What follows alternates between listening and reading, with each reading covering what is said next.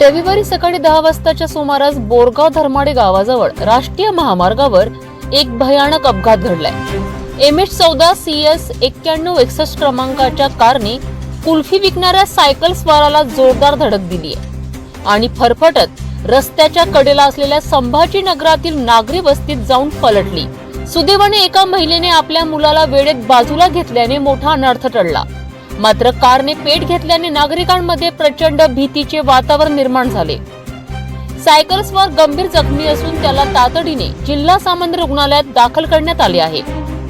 स्थानिक नागरिकांनी संताप व्यक्त करत कायमस्वरूपी वास्तव्याची मागणी केली आहे। संभाजीनगरातील अनेक कुटुंबे तिसऱ्या पिढीपासून या भागात राहतात आणि त्यांच्या सुरक्षिततेचा प्रश्न ऐरणीवर आहे। या मागणीसाठी नागरिकांनी रस्त्यावर ठिय्या दिलाय, त्यामुळे महामार्गावर वाहतूक ठप्प झाली।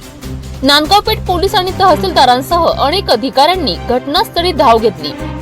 नागरिकांसोबत चर्चेत अनेकदा वादंग झाला। प्रशासन विरोधात महिलांनी संताप व्यक्त केला आणि घोषणाबाजीही केली।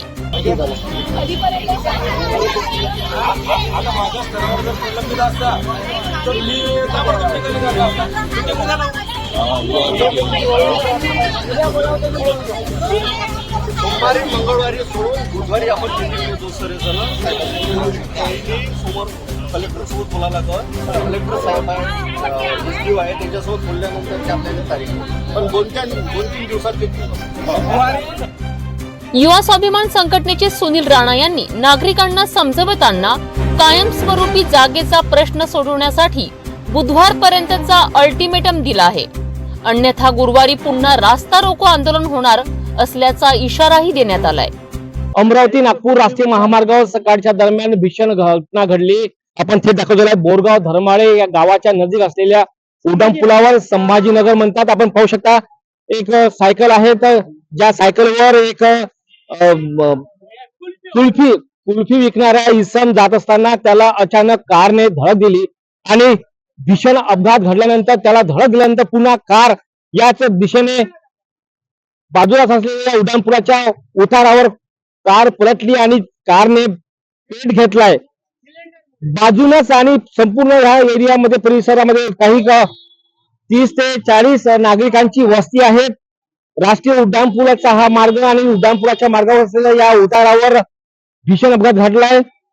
कुल्फी विकणाऱ्या सायकल स्वाराला या ठिकाणी कार चालकाने बेधडक धडक दिली आणि ती सुद्धा कार पलटली, कारने पेट घेतलाय आणि तीच कार नागरिकांच्या घरासमोर धडकली, त्यामुळे भीषण घटना घडली। नागरिकांचा मोठा त्या ठिकाणी संताप व्यक्त आहे। कार जर घरात शिरली असती तर मोठी दुर्घटना घडली असती आणि आमच्या सुद्धा मोठी जीवितहानी घडली असती। हे दृश्य पाहू शकतात। सायकल संपूर्णतः चकनाचूर झालेला आहे, जखमी झालेला आहे सायकल स्वार। त्याला तात्काळ जिल्हा सामान्य रुग्णालयामध्ये दाखल करण्यात आले आहे। गरीब ह्या सायकल स्वाराचं मोठं नुकसान झालं आहे आणि अतोनात नुकसान झालंय। मात्र नुकसान तर ठीक आहे, मात्र त्याला 2 सुद्धा गंभीर जखमी झालेले आहेत। आपण पाहू शकता याच बोरगाव धर्माडे गावाच्या नजीक असलेले संपूर्ण नागरिक, लहान मुले सुद्धा पाहू शकताय। जमाव मोठ्या प्रमाणात झालेला आहे, नागरिकांचा संताप आहे आणि मोठ्या प्रमाणात त्या ठिकाणी आता मागणीला सुरुवात झालेली आहे। काही क्षणापूर्वी पोलिसांचा बंदोबस्त या ठिकाणी वाढवण्यात आला होता। URT पथक सुद्धा, तहसीलदार, अनेक पोलीस अधिकारी दाखल झाले होते। नागरिकांच्या संतापामुळे नागरिकांनी पुन्हा एल्गार पुकारला होता। रस्त्यावर ठिय्या आंदोलन करण्यात आले होते आणि या रस्त्यावर ठिय्या आंदोलन करण्याबाबत मागणी काय? काय नाव सगळं आपलं? सोनाली प्रवीण शिंगारे आहे। किती वर्षापासून राहता इथे? इथं तिसरी पिढी झाली सर। इथं काय घटना काय घडली, काय पाहिलं? घटना काय घडली सर, आम्ही तिथं बसलो होतो तिघी माई की आम्ही, माझा मुलगा, मी, माझी मुलगी, आम्ही तिथं बसलो होतो। एका दमानं गाडी आली, गाडी पलटी झाली, आम्हाला काय सुधारलं नाही तरी आम्ही पळायची गोष्ट केली। खूप लढून राहिली होती तरी आम्ही पळालो, तर ऑटोमॅटिक त्याला गाडीला धुपट निघायला लागलं। धुपट निघल्यानं आग लागली तिच्यात। आम्ही काय पेट्रोल नाही, लोक म्हणून राहिले पेट्रोल। आम्ही पेट्रोल असतं तर आमची पूर्ण झोपेटी पेट्रोली असती, मग काय झालं असतं? आम्हाला काय एवढं शोक आहे का ते झोपट आम्ही स्वतः आग लावणार तिच्यात? आम्ही आग नाही लावली सर। आम्हाला निर्णय पाहिजे, आम्हाला जागा पाहिजे। तुम्ही आमच्यासाठी उभे असा तर आमच्यासाठी हक्काचं घर पाहिजे, आम्हाला हक्काचं घर पाहिजे। जोशीला रितेश राऊत। सरपंच आहे मी. सरपंच बोरगाव धर्माडे. हा, बोरगाव धर्माडे. किती वर्षापासून ही वस्ती आहे? हे 3 पिढी झाली सर. बरं. 3 पिढी झाली. काय आता ठिय्या आंदोलन दिलं म्हणतात नागरिकांनी इथल्या, काय मागणी काय? जगा हक्काच्या घर आणि जग पाहिजे. अच्छा, जग आपल्याला- पाहिजे. कायमचं घर नाही. नाही काय बेघर करून केलं ना सर. काय सुविधाच नाही तिकडे, काय सुविधाच नाही. राष्ट्रीय महामार्गाच्या अगदी कडेवर आपले परिसर आहेत, नागरी वस्ती आहेत, अपघाताचे प्रमाण सुद्धा मोठ्या प्रमाणात घडत आहेत. तरी सर इथं त्या दिवशी ऑटो पलटला सर, एक बाईच्या घरी ट्रक घुसला सर, तरी काही निर्णय नाही झाला. आजपर्यंत जागा नाही भेटली आम्हाला. तिथं ट्रक पलटला, ऑटो पलटला, काही आजपर्यंत निर्णय नाही लागली. आता आमच्या घरी गाडी पलटली तर आता तिघजण मेलो असं तेव्हा निर्णय लागला असता का? सांगा ना आता. तेव्हा निर्णय लागला असता का? आमची लाच पाहायला आले असते का? गाववाले सगळे जण पाहायला आले असते का? मोबाईल पाहतात, मोबाईल मध्ये काय पाहणार? इथं आग लागली आहे, इथं हे लागले, तिघजण मेले, बस एवढंच म्हणणार आहे. कोणी केअर नाही घेत सर, आमचं कोणीच नाही घेत. मत मागायला आलं, सगळं मागायला येतं. आम्हाला म्हणतात तुम्ही बसा येतं, तुम्हाला जागा देईन, जागा देईन, ह्या वर्षी भेटन, त्या वर्षी भेटन. आम्ही बसू बसू थकलो, पण आम्हाला जागा भेटलीच नाही. आता आमची हेच म्हणणं आहे, आम्हाला हक्काचं घर द्या तुम्ही. तहसीलदारचं काय म्हणणं आहे? तहसीलदारचं म्हणणं आहे बुधवारी पर्यंत निर्णय लागू शकते तुमचं. अगर बुधवारी निर्णय नाही लागला तर आम्ही डबल आंदोलन करणार आहोत आम्ही. बुधवारपर्यंत तहसीलदारांना आम्हाला शब्द दिलेला आहे, राणा साहेबांना आम्हाला स्टॅम्पवर लिहून दिलेला आहे का तुमचं परिवर्तन करणार म्हणजे करणार.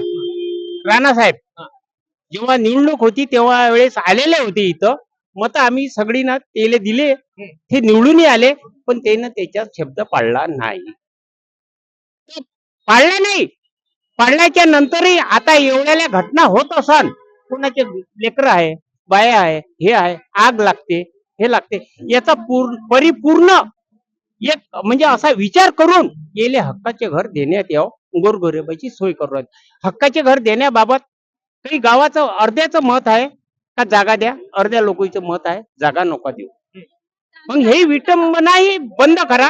इकडे वाडकीमध्ये आपला इकडे काटोन मध्ये ई क्लास आहे, सिटी लाईनच्या बाजूला, यांना अलॉट झालेलं होतं, पण काही कारणास्तव व्यापाऱ्यामुळे, सिटी लाईनच्या व्यापाऱ्यामुळे त्याचा स्थगिती आलेली आहे. त्याच्यावर खासदार साहेब, आमदार साहेब काहीही बोललेले नाही. बोलले का? काही बोललेले नाही. नाही तर तेव्हाच झालं असतं ते. पण म्हणून हे लोक सगळे घरापासून वंचित राहिले. हे 90 वर्षे, हे तर 3 पिढ्या सांगते, 110 वर्षे झाले ना. 110 वर्ष 3 पिढ्याच्या वर. इथे आम्ही पुष्कळ वर्षापासून राहतो सर. प्रत्येक निवडणूक व्यक्ती येते, आता म्हणते आता देणार, नंतर देणार. आता पण आम्हाला काहीच नाही, हे निर्णय लागला नाहीये. आमची इथे लहान लहान मुलं, लास्ट टाइम तिथे घरात ट्रक गेला होता तेव्हाही तिथे एक व्यक्ती झोपला होता, त्याचा जीव गेला असता. आणि आता पण इथे असं असते, मायले की तिथे बसले होते, त्यांचा जीव गेला असता. सिलेंडर घेऊ आम्ही तिकडे पळालो आमचा जीव वाचवायसाठी. इथे कुलबीवाला रस्त्याने येत होता आणि तिकडनी ते गाडी येऊन त्याला घासत नेलं पूर्ण, त्याचा जीव गेला असन. एवढा तो घायल झाला, जखमी, त्याच्या अंगावर झाड पडलं होतं, तरी आमचं काही निर्णय लागत नाही. आमची पुष्कळ पिढी इथून गेली आहे. आजोबा किती चालले तरी पण आम्हाला निर्णय नाही देते ना, घरदार काहीच नाही. आम्ही किती वर्षापासून असं राहत आहे आणि म्हणते आज देतात उद्या देणार, आम्ही कुठे जाऊ आणि काय करू? शेवटी इथेच मरू का?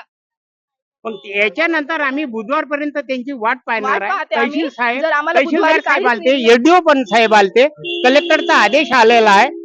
आता सुनील भाऊचे, आपला रवी भाऊचे सुनील भाऊ आले होते. आता आणखीन ते हे आले होते पंचायत समितीचे, आपले हे उले साहेब, कोण मेंबर, त्यांनी आम्हाला बुधवारपर्यंत तुमची सोय लावून देतो म्हणे. गुरुवारच्या नंतर आम्ही अजून इथं ठिय्या बसवा. गुरुवारी झालेलं नाही तर आम्ही गुरुवारी चक्काजाम अजून करणार, कारण आम्ही बालबच्चे म्हणजे होणार आहे.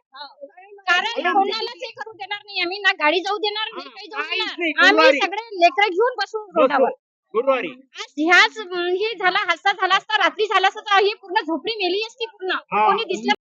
घटना आता अतिशय गंभीर घडलेली आहे. आपण थेट पाहू शकताय, अमरावती नागपूर राष्ट्रीय महामार्ग आणि याच महामार्गावर अनेक वाहने, जड वाहने आणि लांब पर्यंत प्रवास असल्यामुळे अनेक वाहनांची वर्दळ असते. आणि याच महामार्गाच्या दरम्यानच बोरगाव धर्माडे गावाच्या नजीक असलेलं ही वस्ती आहे. येथील नागरिकांचं म्हणणं आहे की गेल्या अनेक वर्षापासून हे नागरिक या ठिकाणी आपल्या कुटुंबासह राहतात आणि घडलेली ही घटना अतिशय दुर्दैवी आहेत. सायकल स्वाराला, कुल्फी विकणाऱ्याला कार चालकाने धडक दिली. भरधाव वेगाने कार होती आणि कार सुद्धा त्या ठिकाणी उतारावर पलटल्यानंतर आगीने पेट घेतलाय. मात्र आपण दृश्य पाहू शकता, अतिशय भीषण दृश्य घडलेलं होत आहे. मात्र नागरिकांनी दुसऱ्या बाजूला धाव घेतल्याने ती आग घरापर्यंत पोहोचू शकली नाही. लहान मुलावर सुद्धा पोहोचू शकली नाही आणि मोठी भीषण घडलेली घटना ही अतिशय दुर्दैवी म्हणावं लागेल. आणि याचा संताप येथील नागरिकांनी व्यक्त केलेला आहे. की आंदोलन दिलेलं आहे की येथील आमच्या संपूर्ण रहिवाशांना कायमचे घर द्या अशी मागणी सुद्धा करण्यात आलेली आहे. अनेक तासपर्यंत राष्ट्रीय महामार्गावर ही आंदोलन देणे आणि आता बुधवारपर्यंत प्रशासनाला अल्टिमेट दिलेलं आहे. जर मागणी पूर्ण झाली नाही तर बुधवारपासून पुन्हा राष्ट्रीय महामार्गावर येथील नागरिक आपल्या लहान मुलांसह ठिय्या आंदोलन देणार. काय होणार? प्रशासन मागणी पूर्ण करणार का, की पुन्हा राष्ट्रीय महामार्गावर ठिय्या आंदोलनाला सुरुवात होणार आहे? हे आपल्याला गुरुवारी पाहावं मिळणार आहे. कॅमेरामन रोहित खळे सोबत मी अजय शृंगारे, पाहता सिटी न्यूज, अमरावती.